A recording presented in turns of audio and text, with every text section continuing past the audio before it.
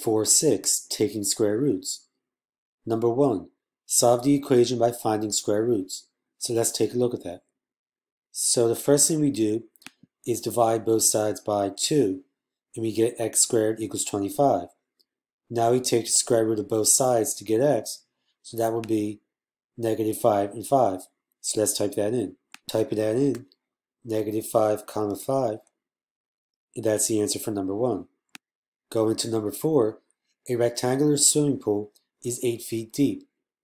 One side of the pool is 4.5 times longer than the other. The amount of water needed to fill the swimming pool is 5,184 cubic feet. Find the dimensions of the pool. So let's take a closer look at that. So the first thing I did is drew this out. 8 feet deep. One side is x, we don't know that, and the other side is 4.5 times longer than that, so 4.5x. Now the formula for the volume of a rectangular prism, which is what this is length times width times height. So x times 4.5x times 8 is 36x squared, and that equals 5,184, so we have that equation.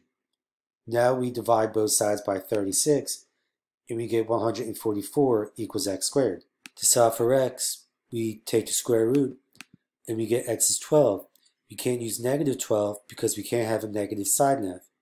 So now to find the dimensions, one of them is 12, the other is 4.5 times the other side. So 12 times 4.5 is 54. So my two dimensions are 12 feet and 54 feet. So let's type that in. So the smaller dimension is 12 feet and the larger dimension is 54 feet. And that's number 4. Number 5, solve the equation by using the square root property. So you just take the square root of both sides, you get 5 and 4, but we got to do positive and negatives. So 5 over 4, comma negative 5 over 4. And that's number 5. Number 6, solve the equation by using the square root property.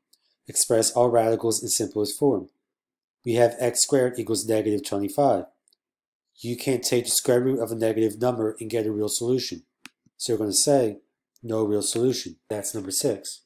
Number 10, the area of a circle with radius r is given by the formula a equals pi r squared.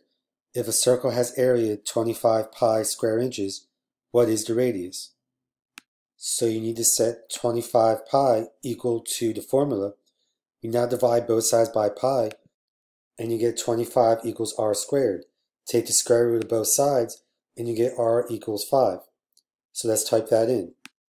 So typing that in, we have 5, and that's number 10.